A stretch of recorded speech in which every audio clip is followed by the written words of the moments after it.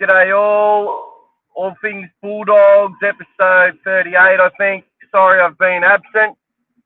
I appreciate all the questions as to where I am and if I'm all right and all that sort of stuff. Been moving house, had the flu, so yeah, pretty tough time at the moment. Just getting back in the swing of it now. I currently don't have my studio set up. It's going to take a while. It's been 15 years since we moved house, and it's proving to be one hell of a job. Team Tuesday's been announced. Say hello if you're on there. I don't know if I'll get to answer too many questions. Let us know if there's any issues with the stream at the moment. It might cut in for a little bit, but it won't take long to come back in if it does. The 17 announced, I think people would suggest it's a very small bench, which it is. Blake Tapp named at 17 with Haywood. They've also got Poasa and Moran back into the side. We'll talk about Harrison Edwards. He's left the club. Apparently a 2 or 3 year deal with the Cowboys. I'll explain why this sort of stuff's inevitable.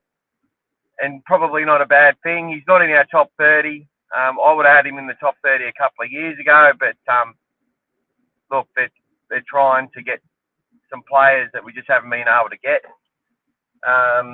He could definitely help us at the moment, no doubt. And that's one thing that I think some fans will question and be angry about. But, for some of us fans, like we're all in it together, but some of you guys just, get angry about every bloody thing. And that's your prerogative. G'day everyone who's joined. Glad that you have come along. So look, we've pretty much an unchanged lineup from the top 13, except Curran named at lock, with Sam Hughes and Patolo to start. Not sure what's happened with Patolo. I felt his first run was fantastic against the Storm. It was just another game where they tried to keep the fitter players out there to keep tackling and stay in contention. Eventually that's going to wear thin because some of these guys who are busting themselves are going to start to feel the effects very shortly. And I think Drew Hutchinson's one of those. He's starting to fall off a few more tackles. But let's get to, we'll quickly go over that Storm game. I felt they did a really good job for the majority of it. Too many errors. They played some football. We broke them at will. Canterbury are currently like second in line breaks and line break assists in the comp, and Matt Burton's up there as number one. We're creating opportunities, and people won't like hearing this, but Hutchinson's given him the ball on many of those line breaks. So they've linked up well together on quite a few occasions. But looking ahead, looking at that game, there was that last try really frustrated me. I didn't say much about it. I was quite annoyed that a guy that had only been on the field for 12 minutes couldn't make any sort of attempt at a tackle. One of the youngsters in Kidione Katoga, sorry I haven't pronounced his name right, he'll hopefully learn from it. If I know anything about rugby league, I'd suggest that he has got shreds torn off him after that game. And he was sent back to Cup to play the next day. And I'm sure his teammates would have given it to him as well because, and he scored a pretty angry try in that reserve grade game. And I think where he was sort of unstoppable. And that's all great. I want to see that. But for me, it's about the defence. The defence every day of the week. And I know he can defend because I've seen it. But if he ran out of puff or whatever it was, it just appeared to me that, he just wasn't able to get that job done, and that was bad for us. Jake Turpin, who obviously played in the middle, he's done it at hooker a number of times. He missed that tackle on Jerome Hughes. Won't be the first player to miss Jerome Hughes, that's for sure. But it was very untimely. Salmon, I won't really blame too much. He was getting back in the defensive line. Quick play, the ball was caught out. And he'd been defending quite a fair bit as well. But I just felt Kidione has, next opportunity he gets, he needs to make that tackle on Sean Bloor. But that's why these players are rookies. They haven't played many games, you know what I mean? And they've got to make these errors and mistakes and learn from them. If they don't learn from them, they won't have an NRL career. But I'm sure he will, because he's got a lot of upside, especially with the ball, and he can definitely put a hit on. He's put on some size, and he's had his debut, played a couple of games, but I don't think he'll be in the 17 for quite a while unless we literally have no other option. He's still on the extended bench. Bronson Cherry and the Fox, all that work they'd done on the pre-season. Critter sort of had a couple of injuries during the pre-season, had the grand final. They had Bronson training at left centre from day one. I was surprised when he was there in the trial at left centre, and then knowing that he played a lot on the right centre at the Sharks. But as it turns out, Josh Morris was the left centre at the Sharks and the premier centre. So Bronson obviously can play both sides pretty well, and he's been there all season in the New South Wales Cup. Stephen Crichton's played right centre for Origin. Okay, he's played a whole season at Penrith on the right edge, for both wing and right centre. He's played left centre as well. The versatility's great. Things happen, they can swap sides and, make the best of the situation. But yes, a lot of, look, we're no real clear as to what the side's going to be. G'day, Skank Hunt. Macca. I'll put that up. Looking forward to Blake Taft playing some prop this week. Yes. He's going to take a few hit-ups. We thought Curtis Moran was our best short small forward. Wait till they get a load of fucking Blake Taft. Connor Tracy, the fullback, I don't mind. We played there last week. His catching was good. His hit-ups were good. He did the workman stuff. Wasn't really that creative in attack, nor will he be. But he's a player. If you let him play 2 or 3 seasons at fullback, he's going to develop those things in his game, and he can play in the half. So he's got the passing ability. He's got it all there. We're not losing much with him there at fullback at all. I think he's an NRL quality fullback, and I also think Blake Tapp is as well. It's like when you're playing the games and they've got their strengths and attributes. One brings a little bit more of one thing and the other one brings a little bit more of something else. And you've got to weigh up what's best for your side moving forward. And I'm sort of not sure. A lot of people think the solution is you get that creative back and bring that workman-like stuff from Connor Tracy at fullback. And Critter will offer you that as well. He just doesn't have the explosiveness. But every time he's played fullback at Penrith, their attacks look clunky, but he has done the workman stuff. He's done, the hit return, got meters from that. They're very good at shutting teams down in their own end. So they're catching, fullbacks at Penrith are catching the ball in the full and running a long way. So you get to do that. And then they run on the 4th tackle to get a quick play of the ball for their kicker. So they get their meters up like that. It's not always because they're just brilliant. It's how the whole team works. to make these things happen. I'm not saying they're not brilliant, they are, but it's all about how they play as a team. And they have the right people in the right positions doing the right thing. So we look at, I'm just going to find somewhere to pull over and have a chat in safety.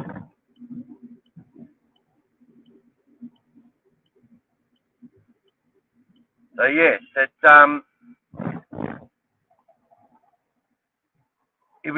look, the last 3 weeks we should have had 3 wins. No doubt about that. We should have had 3 wins and we should have won by about 30 or 40 points. I think many would agree with that. We should be plus 30 or 40 as a minimum. With the start we had against the Roosters, albeit against, the stuff that happened that we heard about in hindsight. We should have beat South. The ref didn't help us there. A couple of poor options. And we should have beat Melbourne. Cherry did fantastic, but he held the ball on one play, which if he passes, we score again. Even if he goes to the Fox, then comes back to him. They would have had a 2-on-1 either way. Hutch has butchered a few. You're always going to have tries butchered. The good thing for us, though, is we're creating those opportunities. And we just need to create more and keep doing that. They're getting some confidence. You can see they've got confidence, and it's all coming off the back of Burton getting early ball to kick out.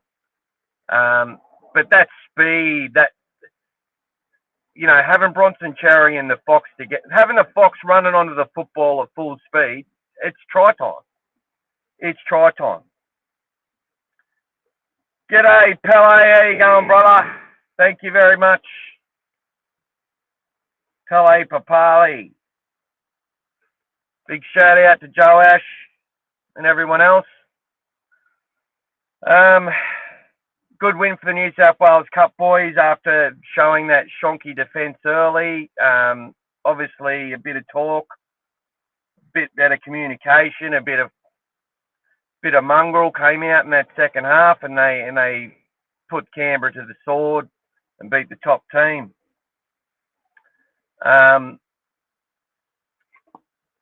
So very, very happy for them.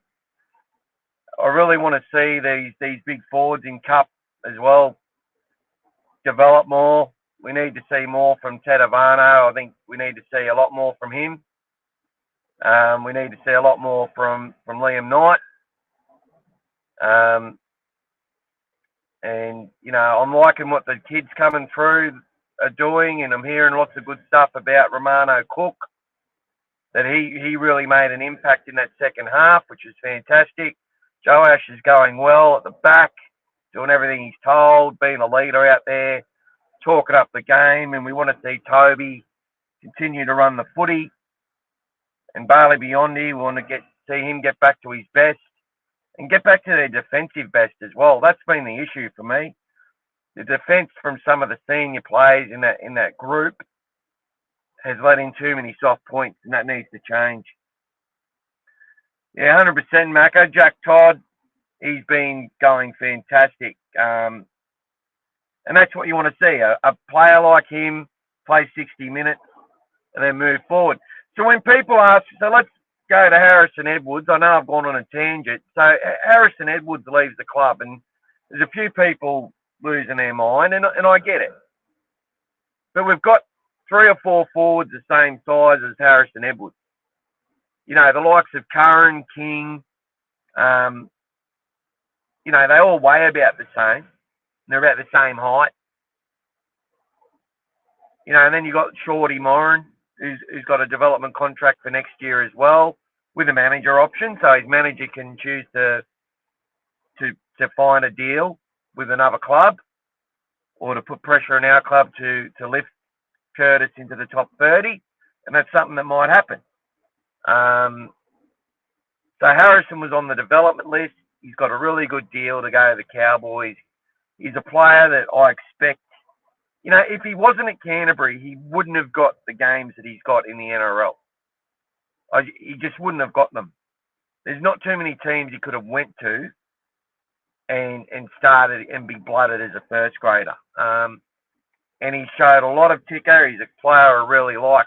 But then you see a player like Jack Todd coming through. He's not on. I don't think he's on a development contract. If he is, let me know. But I don't think he is. He's someone who's a little bit bigger, who I think will grow into someone who's a little bit bigger. And he's a player that we'd like to have in that spot as on a development contract, who's at the right age, and then probably buy someone who can come in and who's a little bit bigger, because we need more bigger forwards in our pack, but we just don't have enough of them. Not enough variation in body sizes in our forward pack at the moment. Think here's a little surplus to requirements in our squad. Yeah.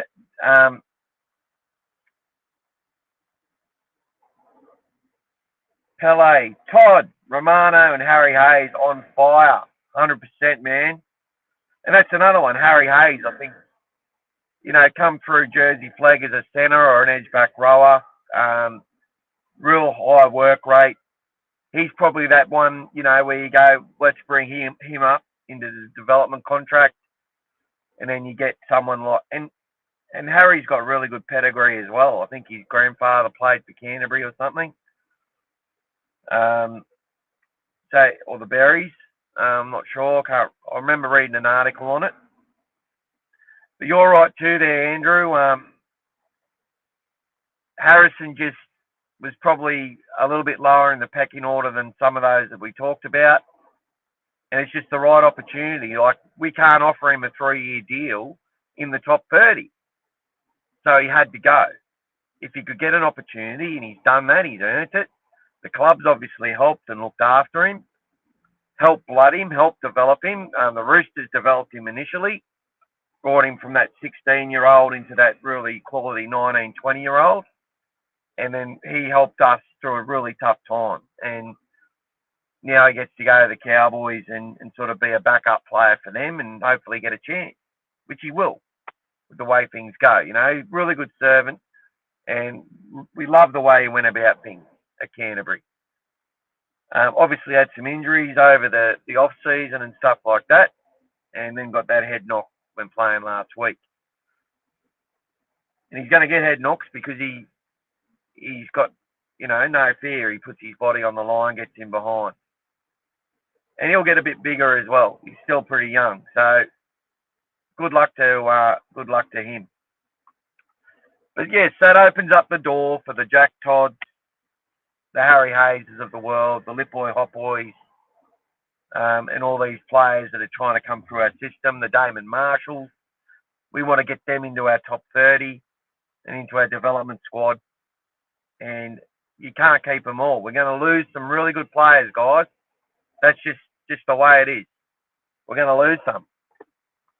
But as a club, what you want to know is that if you come to Canterbury and you develop at Canterbury, you are going to be in the spotlight, because that's what a good club does.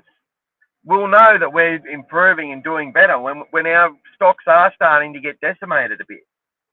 Rather than everyone coming from the Panthers, they might start coming from the Bulldogs.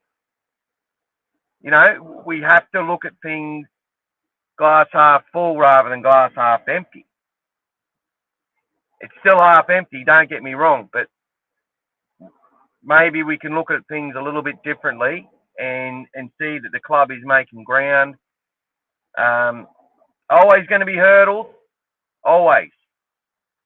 Anyway, the Clydesdales affiliation is about to end, apparently, and that comes from the CEO of Toowoomba. I don't see this as a huge loss. I think it was great for Canterbury to help get them back on the map. Both parties, from the article I read, look keen to sort of separate. More of a case of logistics and investments. I think the fact that we're now going to be investing a lot more money into the women's game, it might have come down to something like that. But I'm just speaking off the top of my head. I have no idea. But I say it's a financial bang for buck thing. We've got a few players from the Clydesdales. None have really come into our first grade squad or anything like that, but it was way too early. And Canterbury, we've still got the scouts up there that are getting the good players and bringing them into our junior squads. So our junior pathway system, which has got more members than it's had in years, for the local area, they've got a real rocket up their arse because they know that they've got to perform hard because there's all these kids coming from elsewhere. They're coming from New Zealand. They're coming from the North Coast. You look at the likes of, Eli Clark, Luke Smith, and many others that have come from that area. And plus you've got all the academies everywhere that they've got them. So the Queensland Cup affiliation, there's only a couple of New South Wales of NRL clubs outside of the Queensland clubs that actually have a QRL team. And, it's just one of those things. I don't think we're going to lose too much sleep over it, is what I'm saying. Hopefully New South Wales Cup guys will aim up a bit better this Sunday. Yeah, I hope so too. I'd say they're playing Newcastle. I haven't looked at the draw, but you would suggest that's the case. Newcastle are always tough. They've always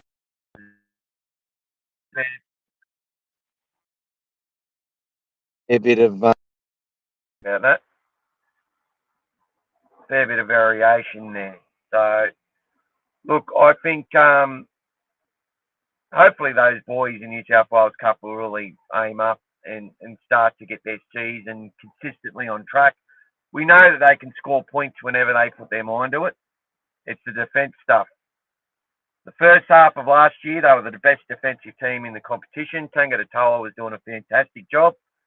Mick Potts is there now, and let's hope he can get the best out of them defensively and get a fire up. They've sort of been behind the eight ball, the forward pack, but they're getting some miles in the legs now. It's time for them to really lay that platform. Unfortunately, it's the environment we're in, and the players will get developed, and if they respond and get better, it's obvious they'll be approached. That's it, Pele. You know it 100%. You know it.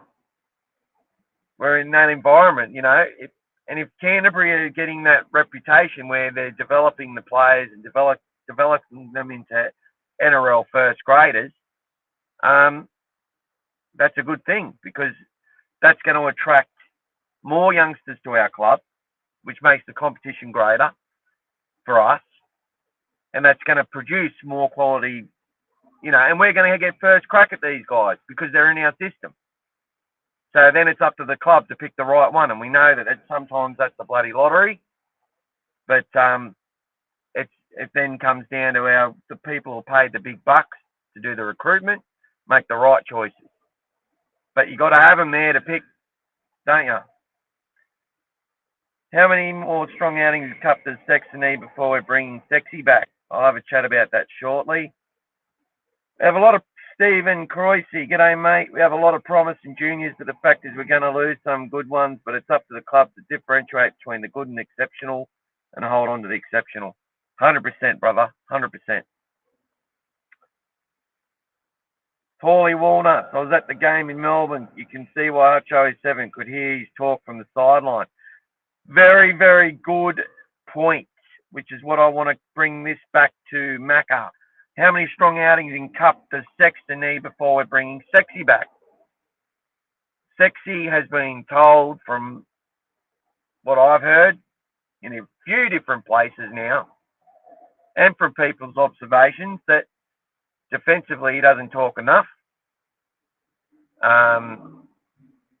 Apparently the talk increased in that second half against the Raiders, and he sort of grit his teeth a little bit, ran the footy, and there was determination in those tries. He was on the ball. We all know he's got it. The stats look great for Sexy in that game, but they want him to lead that team. And defensively, that team hasn't been performing. It's not all his fault, but he has to take accountability for it. Whereas in the NRL, you can say the defensive qualities of Canterbury have been pretty bloody good. We're currently equal 7th in defence. We've repelled more sets off our red zone than any other team in the comp. We're first in that. Now, obviously that means there's other issues, because teams are getting into our red zone because we're either making too many errors or conceding too many post contact, not making enough meters ourselves, which is putting us into a bad situation that we've had to defend, but we've been defending it. And Drew Hutchison is one of the important people in that piece of the puzzle. So I'm glad to hear that from you, Paulie.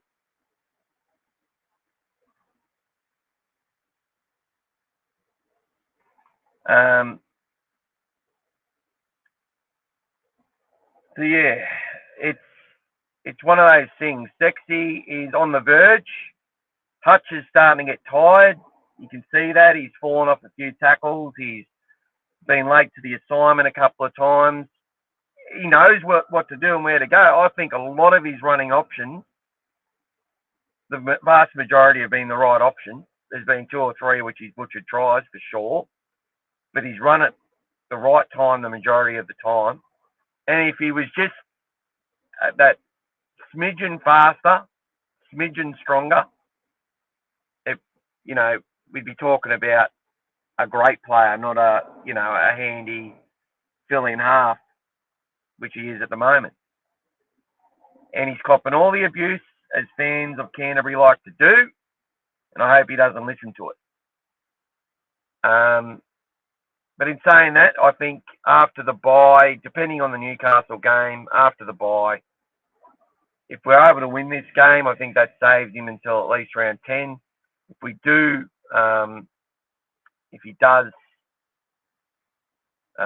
don't play well and he's at half and there's issues defensively or anything like that, he could be one to be on the chopping block. But I don't know. That's just my thoughts. And he may not even be the 7 this week. And that's what we're going to talk about in a moment. Before I let everyone go, Scary, how you going, mate? Saxton can be a game changer, but Hutcho can be as well. Saxton and Huncho. I hope so. No, you can't drop Hutcho. He hasn't warranted dropping. Yeah, well, Paulie, I think to me, I would be putting the fact we don't have Kurt Manns out. I don't see Taff staying at. I think this might actually happen this week. I'm not sure about it, but I think this will actually happen. I think King will come back into the side. I think Hayward will drop out. And I've got a feeling that Taff's going to go to 7 and Drew Hutchison will go to lock, where he can still effectively play the same role. And then we'll have Curran come onto the field. Curran will either start at prop, but if King plays, King might come off the bench and replace Sam Hughes at the first interchange. So I think King's going to come into the side, and I think Hayward's going to drop out, and then they're going to have a reshuffle with Blake Tapp going to 7, or Tracy, for that matter, and young Drew Hutchison going to lock. I think that may happen this week.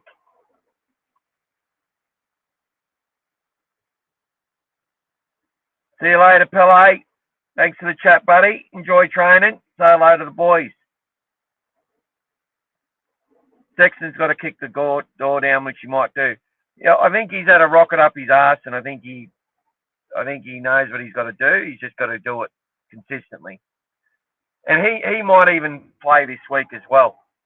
I'm not ruling out anything when it comes to this Sunday. If Max King is 95% fit, I would suggest he will play because he'll then have the bye. But that just could be, whatever they call it.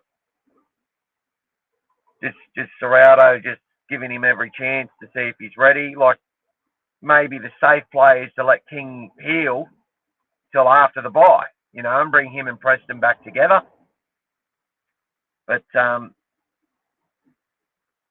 it's going to be definitely very bloody interesting to see what happens with that. I think they've got to keep that back line pretty much the same. As much as I love Blake Taff, I think that's what's going to happen. I can't see him dropping Bronson Cherry after what we saw on the weekend. I think he's got his confidence up, and I think that's where Roger Fabry said he's a very much a confidence type person, and they might want to cash in on that. And he worked hard as well. It wasn't just the fact that he was able to utilise that speed.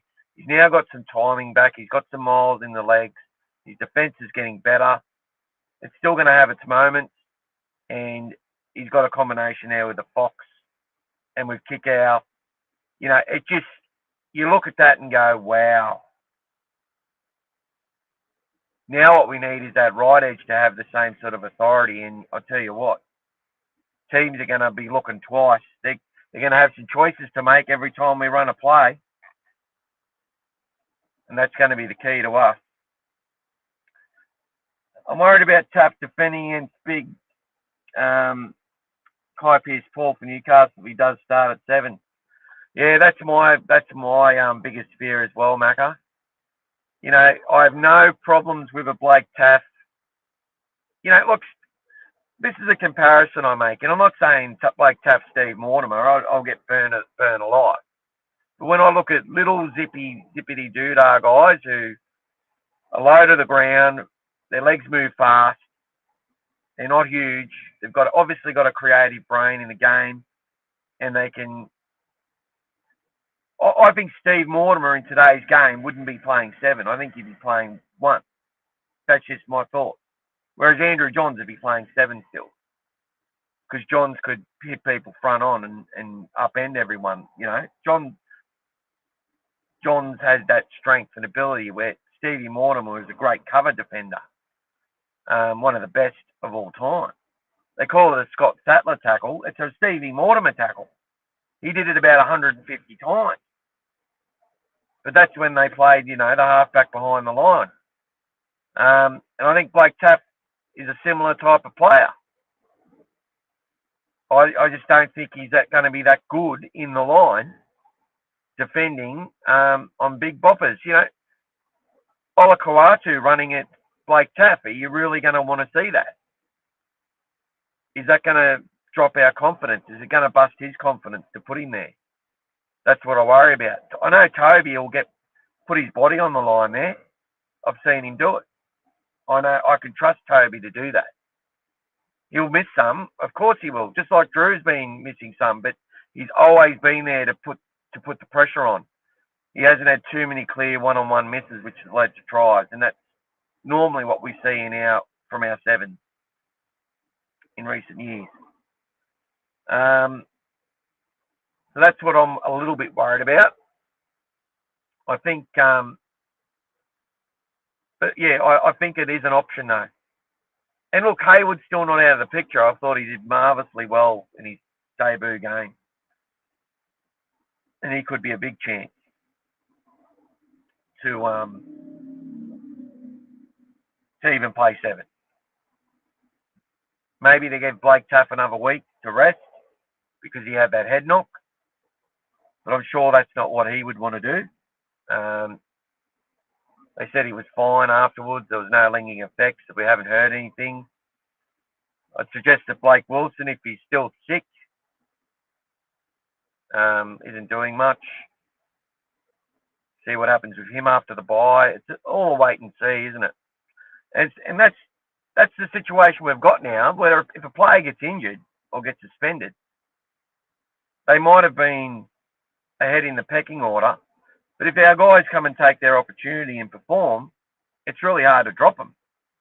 Luck just has it that way. And the way it is that the likes of Connor Tracy and Carraz, and I felt Critter did a really good job for the most part. And he's giving more output in his work each game, and that'll only increase. I think the main reason Critter's not a fullback is I don't think he is 100% his fitness peak yet. That's just my observation. But I think he'll get there very, very shortly. And I can see by his output that he's doing more each week as far as the tough runs. It was good to see the Fox last week with not only the tries, but his first run of the game, he ran straight hard into the defence. No pussyfooting around, and his shoulder held up well, which was really good. So that gives me lots of confidence with him. Carraz is sensational in his work rate, and as we said, we had Bronson there. Burton's been playing really well, but to me, he's still got he's got a huge upside, Manny Burton, and he's going to eventually be a great one of our great players. Whether he ends up in the centres one day, whether he ends up moving to lock because he's big enough, who knows? But as he's hitting his peak, we're going to have these kids like O'Neill, Wood, Cassius Tia, and a lot of others coming through the system. Good times ahead for the Dogs. Fox was awesome. He's been out of sight, out of mind for a while, but people forget he's a premier winger in the NRL. Well, that's the thing. I think when he played against South and got knocked out, he still wasn't right. In hindsight, might have been that it would have been better to leave him out for that game.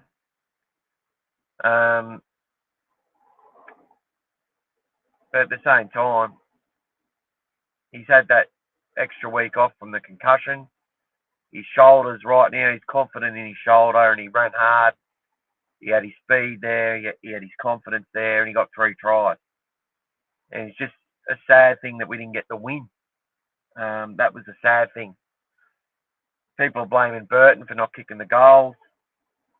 He's not kicking well this season. He's one of the worst in the comp at the moment, so that has to improve. They might need to look to Crichton. I probably would look to Crichton, to be honest, because it just frees him up to do his kicks in general play a lot more. I don't know. Some people, they want to just kick and kick and kick and kick. Other people, they get leg fatigue from all the kicking. So, I don't know. Maybe they look at Crichton to start kicking the goals because his percentage is very good as well. Burton's was great last year, so we'll have to see. But getting back to the side, I think the change that will happen is Max King's very hard to keep out of the side. If he believes he's right and can do the job, I'd say he'll come in. And I think the player they'll drop is potentially is Bailey Hayward, and then utilise Drew Hutchison in that sort of role, or unless they use Tapp as a utility and rotate the middles and keep Salmon out there to play 80 on the edge. With Kikau playing 80 on the other edge, which is what they've been doing with Kikau anyway. And that's what Preston does. So that's the plan for our club, obviously, is that the hooker plays 80 and can rotate with the 14 that comes on a little bit in and out of dummy half, play a bit in the middle, both sort of play that second link man. But Marnie plays 80, Kikau plays 80, Preston plays 80, and then you have the likes of King playing 50 to 60, Curran playing 55 to 65, and then, the rest are they just play them whatever they can see. Oh, yeah, and the 14 normally plays 45 to 55 minutes as well. So that's how they've done it week on, week out. It's sort of averaged like that. And Salmon's been playing about 40 to 45 minutes every game as well. So if we look at that sort of makeup of the team, I think the King comes in, and then they've got to look at Do they put Taft to 7 and Hutchison to 13, or drop Hutchison and leave Hayward there, which I don't think will happen, or I don't think that's going to happen, but it's obviously an option. For me, I'm putting Hutchison at 13 and bringing Taft into the 7. It's definitely not the thing that I want to do because I worry about that defensive issue. But, the confidence is up. Do they give him a try at that? Do they try something before they have the bye? Or do they give this team that's been doing almost getting the job done, is what I should say, almost getting the job done, one more chance to sort of go to that bye, and we'd be on 8 points after the bye, after 8 rounds. What are they going to do? I'm not too sure. But yeah, I think it'll be King, and I think Hayward will probably drop out, is my guess. And I think that'll be I think there'll be one change in and out of the squad. I just don't know who's coming out. Is it Hayward coming out? Is it Hutchison coming out? Is it Taft coming out? Or is it Bronson Cherry who comes out? One of those players may come out. I doubt it's going to be Connor Tracy unless he's got an injury or something. But, yeah. Let us know what you think, guys, who you think will come out. Definitely still a complete and utter guess as to what's going to happen here. In other news, let's move on quickly because I've got to go.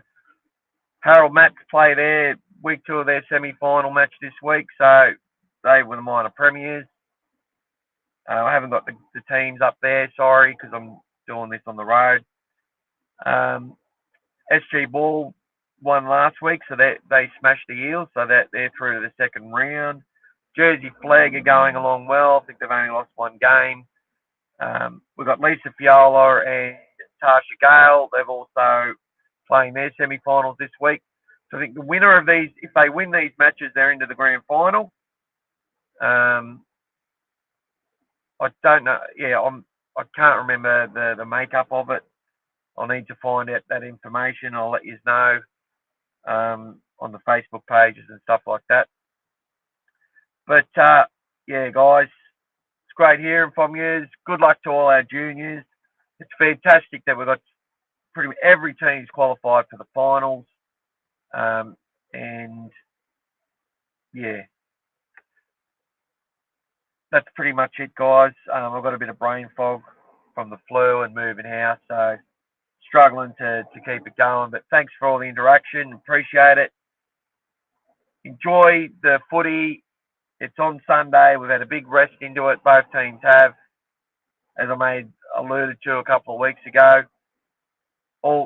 There's only 2 games in the whole season where we get a longer rest than the opposition. So it's which is pretty diabolical.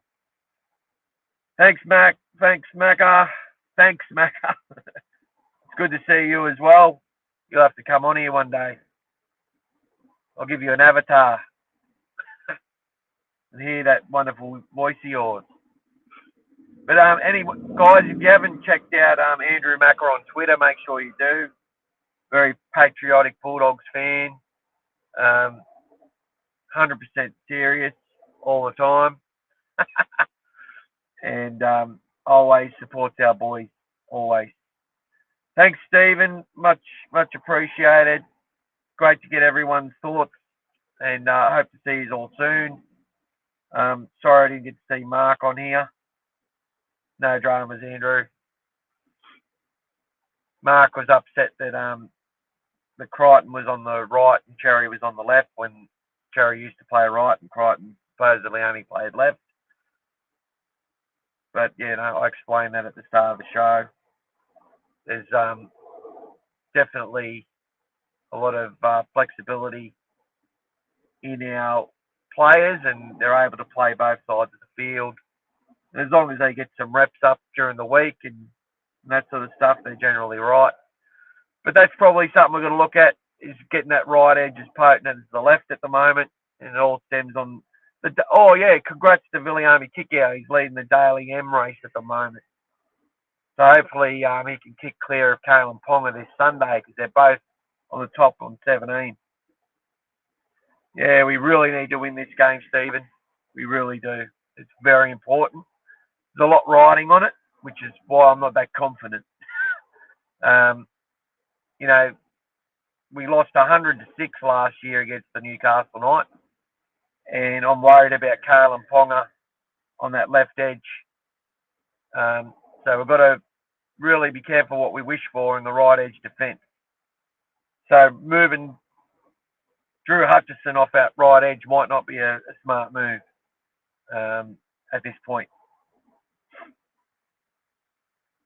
Paul, you like Hutcho at lock as well? Yep. Well, I think he can fill that role that Kurt Mann does as well. He won't do it as well. Kurt Mann's a special player. I love Kurt. Killer man. But Hutch, I'm glad you stood up for Hutch and you went to the game and saw how he was communicating, because what people fail to realise is that teams need that communication to survive, and they appreciate it. The players love it. They need it. So, and you take a player out who's doing that talk, if things start going wrong after that, that's usually the reason why. They need that player who can sort of be the glue, and he might be it. He might be it at the moment. You never know. So sometimes better be careful what we wish for as fans. Positivity, mate. 4-point game. Let's go, doggies. You got this. 100%, brother. Let's go. All right, everyone. I've chatted for another 6 or 7 minutes after I said goodbye, so that's what I normally do. Thanks for tuning in. Go the Dogs. We can do it. And good luck to all our juniors in the finals on the weekend.